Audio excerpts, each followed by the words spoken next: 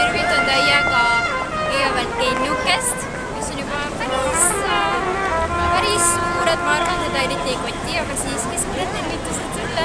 Siis minu meganunnu Kevilikene, kes kindlasti ootab omale jõuludeks arvutit või ma ei tea mida. Aga ma loodan, et sa saad siis kõike, mida sa tahad, sest sa oled nii kallis. Ja siis meie nunnukene Sofikene, kes kindlasti ootab ka igasuguseid pitšope asju ja pitšope majasid ja ma ei tea mida kõike veel. Loodan, et sa saad need ka.